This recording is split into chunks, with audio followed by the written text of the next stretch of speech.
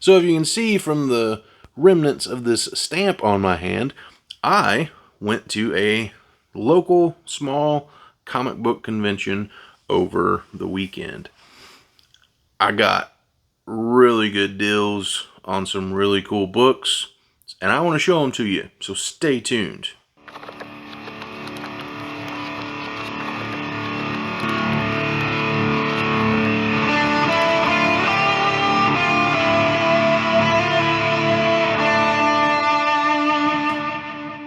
What's up, everybody? I am the dude without fear with Without Fear Comics, and thank you so much for tuning in to this video.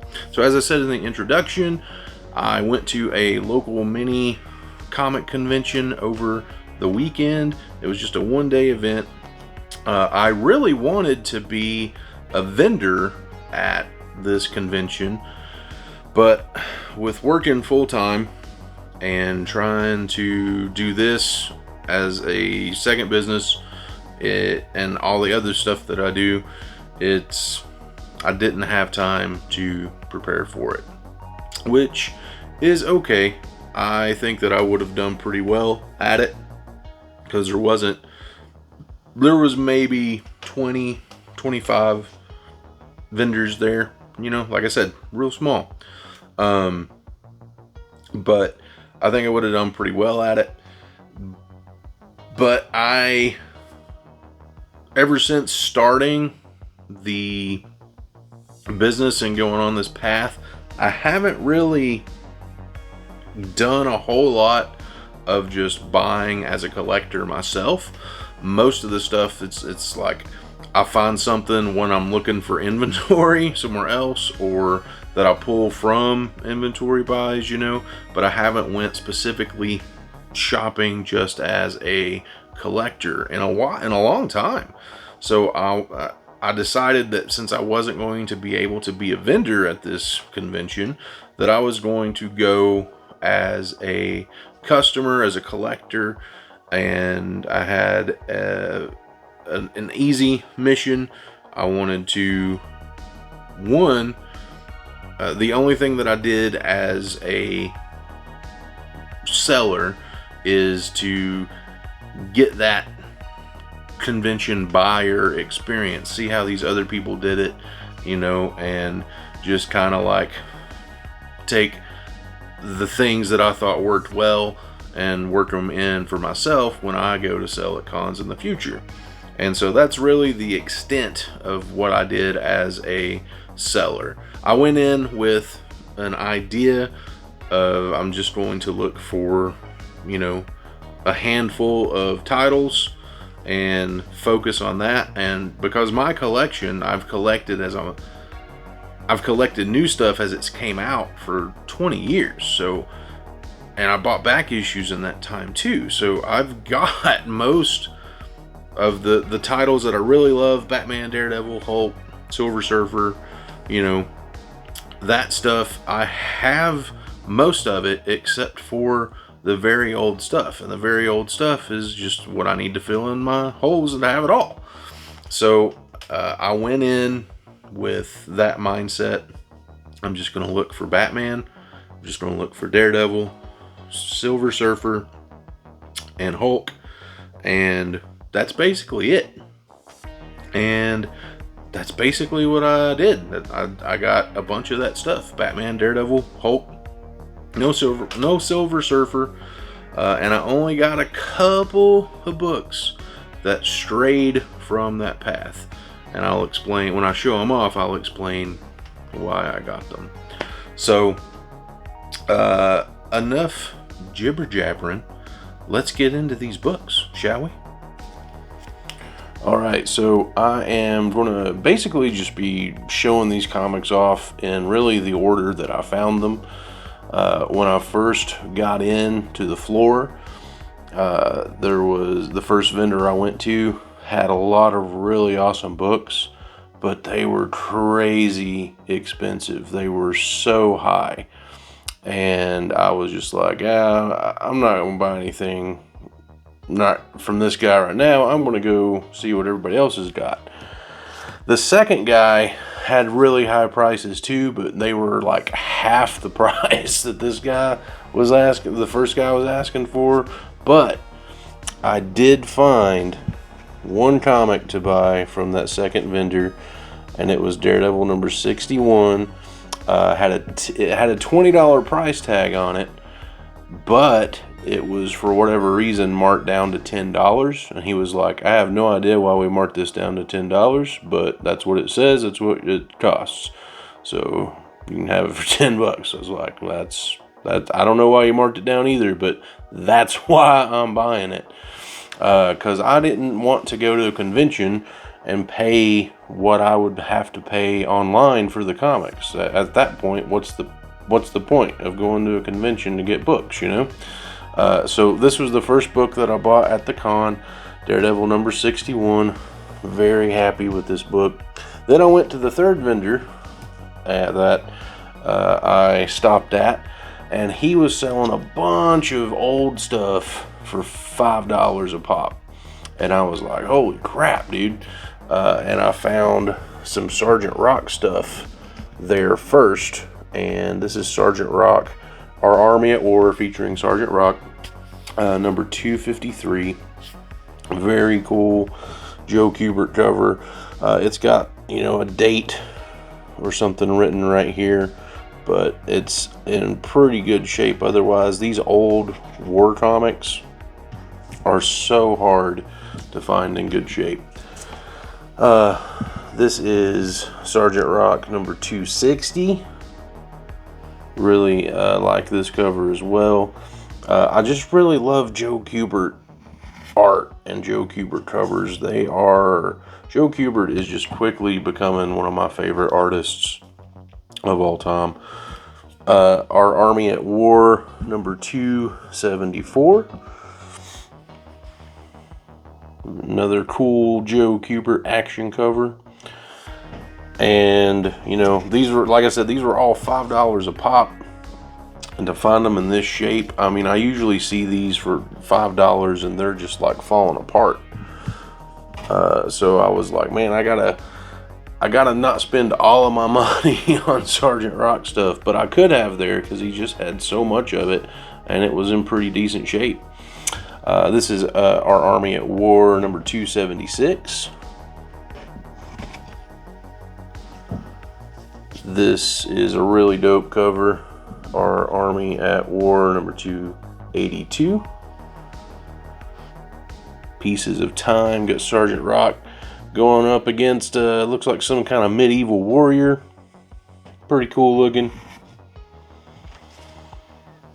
And this one kind of looks Christmassy. I don't know if it is or not, but it's Our Army at War number 285. And then my last Sergeant Rock book was number 400, which is very cool. And that was the first book that the dude rang me up with. He was like, oh man, this is awesome. He's like, you can't beat these old DC war comics. I was like, I know, man, they're what's up.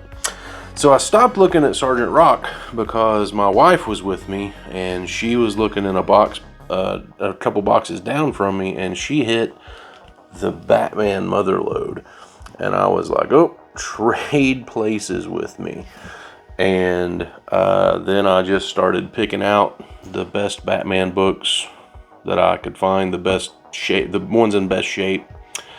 So this is Batman number 265. And again, $5 for these. The other vendors that I looked at, the first one would have sold these for around 20 or more a pop. The second guy for around 12 to 16 a pop.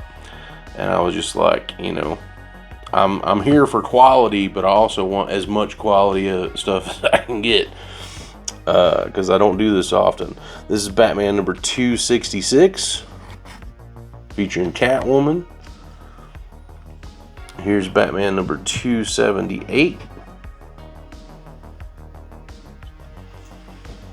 And I was just so stoked to find all these, because this stuff in this age range is the stuff that I don't have. I've got pretty much everything after it. up until today. So like, this is what I went for. So just so stoked to find it. Batman 280.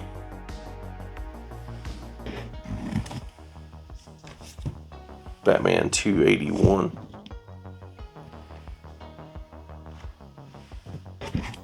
He had multiple copies of a lot of these, and I would, I was comparing them and trying to buy the ones that were in the best condition. Some of these need pressed because they're kind of wrinkled a little bit on the cover, or one or two of them. But otherwise, I mean, they're solid mid-grade books. Once you get this old, finding stuff in near mint condition, really hard to do. That was Batman 284. This is Batman 287. It's a Mike Grell cover featuring the Penguin.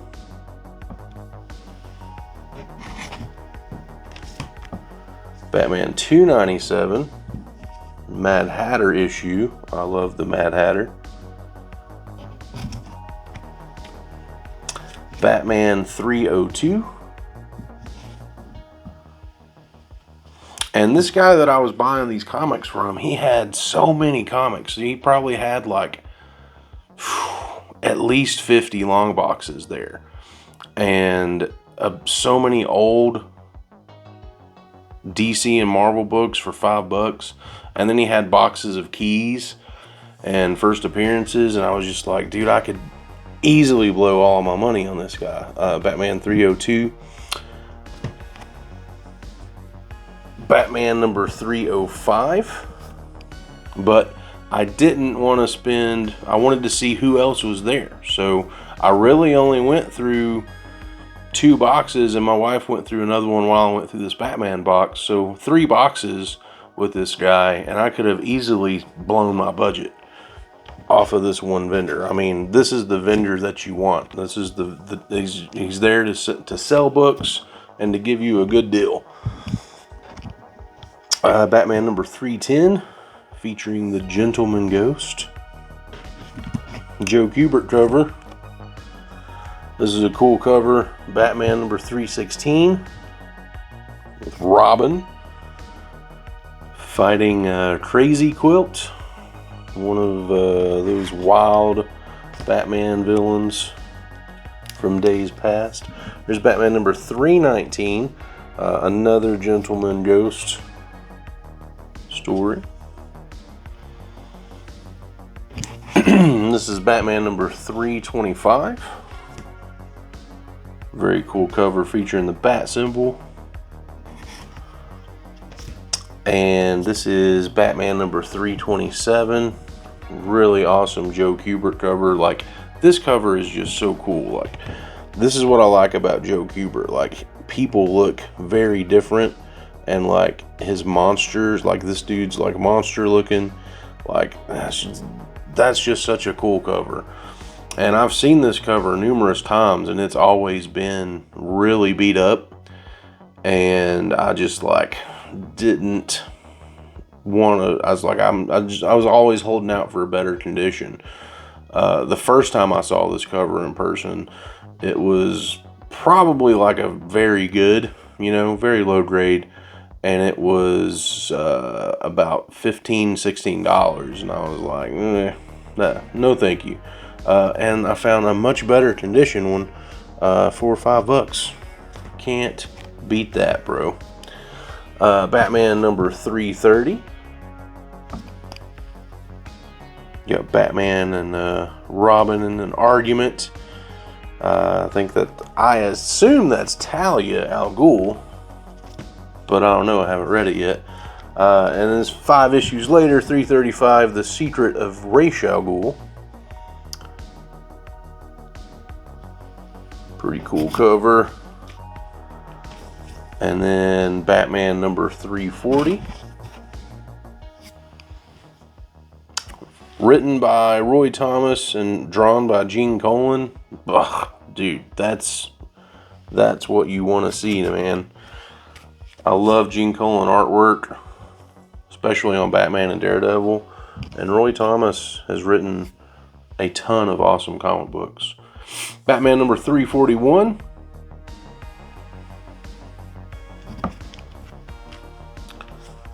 Batman. I almost bought this the other day online for $10.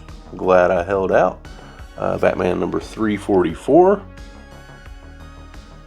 Another cool Joe Kubert cover, although Batman looks like he's could eat a little bit there. Looks a little malnourished. And this one I actually already bought a long time ago, but I didn't notice it when I bought it. It had a hole in the cover, so this one's a replacement for it.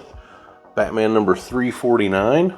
Very cool, haunting, macabre cover. I really like it a lot. I'm glad I got one in a much better condition than what I previously had. And then my last Batman book that I got from that dude was Batman number 379, another Mad Hatter story. So after I found all these, I was like, okay, I want to go through so much more of this guy's stuff, but I also want to see what else is here. So I'm just going to go on and buy these books, move on to the next guy, see what else is here. The next dude I found had probably 20 or so long boxes on these tables, all out of order. Nothing's in order at all. Every now and then you'd hit a run that was, you know, you'd hit a run of a title, but for the most part it was all out of order, and you know, they were all in really old bags, and most of them were open, and it was just chaos, right? But it was like when you dig through a dollar bin and it's really unorganized, it was like that, but they were all $5 too. And I was like, all right, well, let's see what this guy's got. I picked this up just because if you followed me, you know I love Christmas comics. I collect Christmas comics, and I couldn't pass up Teen Titans number 13. I mean, it's a freaking Silver Age book. For $5, and it's in pretty decent shape. Then I found some Hulk there that I didn't have, and this is Hulk number 205. And I may have paid, I still got a good deal on these Hulks, although it's not impossible to find Hulk comics from this era around this price range. But what I may have overpaid, according to my own views, for some of these Hulk books, I've grossly underpaid for some other stuff. Because all these, like I said, were $5 as well. The most money I spent on a book was that Daredevil book for $10 that I showed at the beginning. This is Incredible Hulk number 215.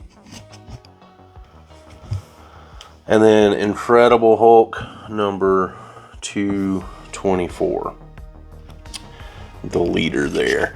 Well, really love that cover. So this was one of that Teen Titans book was a book that I went off of list for, because I didn't go there for that, but I saw it and I had to get it. This is another one that I went off my list for, and it's World's Finest number 15.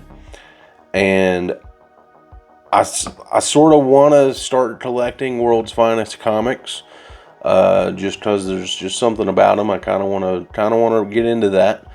But the reason I bought this is because it's a 15-cent book, so it's like very beginning of the Bronze Age, but just like, look at that cover, man. It's just very white, and it looks pristine. And I actually put it in it's in a Mylar bag, and I put it, I used a Comic Clear backboard on it because the back cover is this ad for these movie monster kits, these model kits, and that ad just looks incredible. So I really wanted to show it off because it is really freaking cool. Then that guy had some Daredevil books. There's Daredevil number 49 for freaking $5, and it's in pretty good shape. I'm very pleased with it. There's better conditioned Daredevil 49s out there, but not for $5. Another one that I almost bought a few weeks ago for $20 and I'm glad I held out because this one's in better shape, and it's $5, man. $5 Bronze Age Daredevils. I love it. The only dude getting better deals than that is North Garden Comics, finding his Bronze Age Daredevils for $1. Daredevil number 104, featuring Black Widow and Kraven the frickin' Hunter. How cool does that look?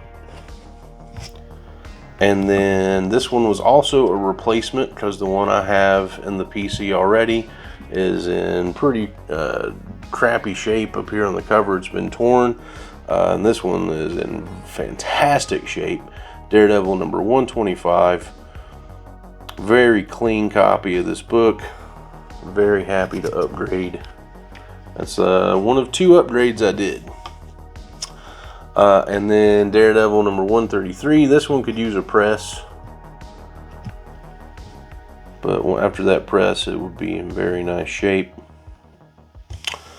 And then Daredevil number 172 for $5. Pretty awesome deal in my opinion, and very happy to add that very early Frank Miller issue. And then the only other one that I really went off script on was this issue of Superman number 15, where he becomes a super fatso. I've always seen that cover. I've always thought it was funny, the 2-ton Superman, and so when I came across it for $5, I was like, oh man, I have to get this. It's just too awesome not to get. And then, so I was done. I had spent my budget that I went there for. I kind of wanted to look for a key to buy, like a first appearance, a pretty decent key issue book. But I'd found all this stuff and I was really happy with it, and I'm just like, you know, I'm cool, I'm done. But my wife was like, because she's awesome and her love language is giving gifts. She was like, I want to buy you a book. She's like, find a cool book and I will buy it for you. So this was a local convention, and there's a seller that I've never actually met him because he sells out of an antique booth in an antique mall. But he's like one of my favorite comic book vendors around here, and I met him, and I was talking to him, and he had a book that I had been eyeballing at a couple other booths that day, but I had passed up, and I've been eyeballing this book online for a while, and I got a very freaking good deal on it from him, and I could not be happier. And this is a gift from my wife. Tales of the Teen Titans number 44, the first appearance of Nightwing and the origin of Deathstroke. It is a very high grade copy. It is, I would say it's easily a 9.0. Very fine near mint, but there's no color breaks on it. You give it a press, I think you easily got a near mint book. But I, of course, am not going to send it in to get slabbed. I did my, my raw collector slabbing on it, and it's just a very beautiful copy of the first appearance of Nightwing. So that's it. That's my comic book haul from my comic convention adventure over the weekend. I hope you saw some books that you thought were really rad. I know I did. And if you did see something that you like, be sure to give me that thumbs up. Hit subscribe for more content like this, because it's on the way. And remember, if you use promo code FEARLESS at Without Fear Comics, you can get 10% off of your order. And remember, collect without fear.